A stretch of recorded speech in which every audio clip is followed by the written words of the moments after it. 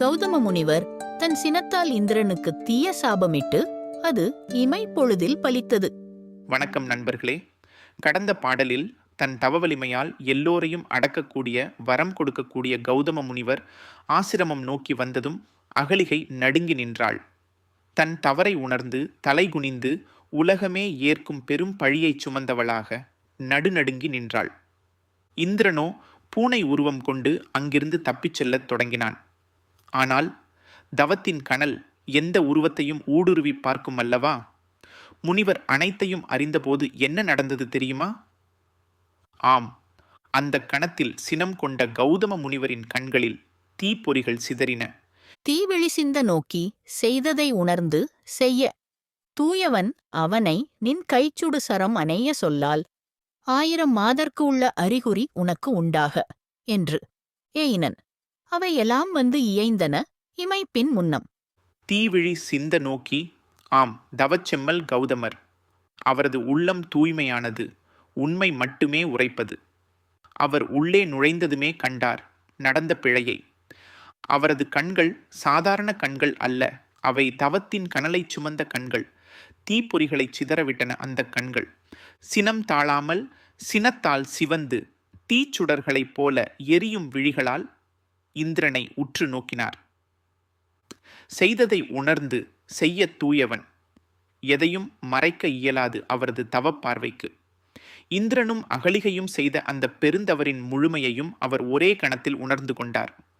முனிவர் செய்ய தூயவன், அதாவது நடுநிலையோடும் நேர்மையோடும் செயல்படக்கூடிய மனம் கொண்டவர். தவறு யார் செய்திருந்தாலும் அதை அவர் மன்னிக்க மாட்டார். தன் மனைவியே தவறிழைத்திருந்தாலும் அவருக்கு அங்கே பற்று கிடையாது. இந்திரன் என்றோ அகலிகை என்றோ பாரபட்சம் பார்க்காத தூய்மையான நெஞ்சம் கொண்டவர் அவர். அவனை நின் கைச்சுடு சரம் அணைய சொல்லால். அந்த இந்திரனை பார்த்து அவரது உள்ளத்தில் எழுந்த சினம் வார்த்தைகளாக பீறிட்டு வந்தது. கம்பர் என்ன அழகாகச் சொல்கிறார் பாருங்கள். நின் கைச்சுடு சரம் அணைய சொல்லால். அதாவது ராமபிரானுடைய வில்லில் இருந்து கிளம்பும் அம்பு எப்படி எதிரியை துளைத்து உயிர் போக்கி தான் எடுத்த காரியத்தை நொடிப்பொழுதில் முடிக்குமோ, அதுபோல கௌதம முனிவரின் வாய்மொழிகள் அனல் கக்கும் அம்புகளாய் இந்திரனை நோக்கி பாய்ந்தன. அவருடைய சொல் வெறும் சொல் அல்ல, அது ஒரு சுடுசரம். 1000 மாதர்க்கு உள்ள அறிகுறி உனக்கு உண்டாக என்று ஏயினன். சினம் கொண்ட அந்த கௌதமர் இந்திரனை நோக்கி பெண்களின் அங்கங்கள் 1000 உன் உடலெங்கும் தோன்றட்டும் என்று சபித்தார். என்ன ஒரு கொடூரமான சாபம்! ஒரு பெண் மீது மோகம் கொண்டு தவறு செய்ததற்கான தண்டனையாக அந்த பெண்களின் அடையாளம் அவன் உடலெங்கும் வரட்டும் என்ற சாபம்.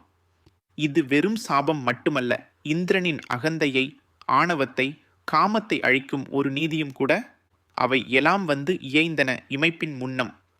கௌதம முனிவரின் வாய்மொழிகள் முடிந்தனவோ இல்லையோ, ஒரு நொடி பொழுது கூட ஆகவில்லை. இமைப்பின் முன்னம் ஒரு கண் இமைக்கும் நேரத்திற்குள்ளாகவே 1000 பெண்களின் அடையாளங்கள் இந்திரனின் உடல் முழுவதும் வந்து பொருத்தப்பட்டன. அதுவரை தேவலோகத்தின் தலைவனாக பெருமிதத்துடன் இருந்த இந்திரன் ஒரு கணத்தில் தன் தவறுக்கான கொடூரமான தண்டனையை பெற்றான். இந்திரனின் இந்த நிலையை பார்த்தால் யாருக்குத்தான் அச்சம் வராது?